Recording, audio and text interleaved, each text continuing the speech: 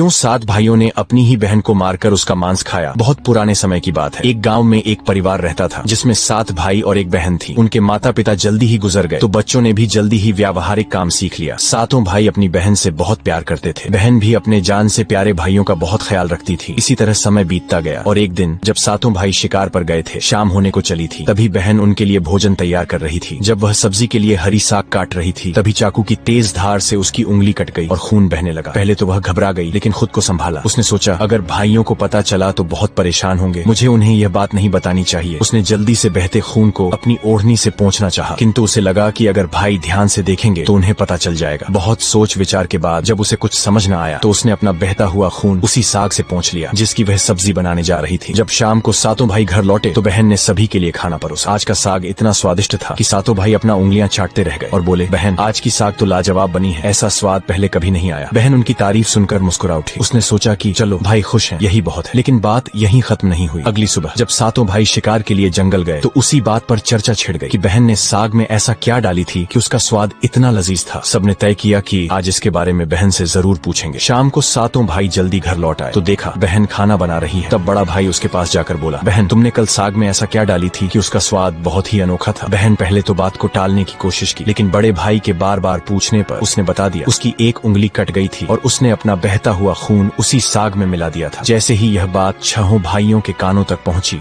तो मानो उनके चेहरे के भाव ही बदल गए। शाम को जब 7 भाई एक साथ बैठे थे तो बड़ा भाई बाकी भाइयों से कहने लगा, सोचो जब बहन के खून की चंद बूंदें इतनी स्वादिष्ट हैं तो उसका मांस कितना स्वादिष्ट होगा। बाकी भाई भी इस क्रूर विचार पर सहमति जताते हुए बोला, हाँ अवश्य ही, बहन का मांस बहुत ही स्वादिष्ट होगा। अब 6 भाइयों को बहन का मांस खाने की लालसा जाग उठी, परंतु सबसे छोटे भाई को यह सुनकर गहरी बेचैनी हुई। उसने सोचा, कैसे हो सकता है कि कोई अपनों के साथ इतना भयानक विचार करे। तभी बड़ा भाई बोला, कल ही हम लोग बहन को शादी का झांसा देकर जंगल ले जाएंगे और तीर मारकर उसको मार डालेंगे, फिर उसका स्वादिष्ट मांस खाएंगे। सभी भाइयों ने हामी भर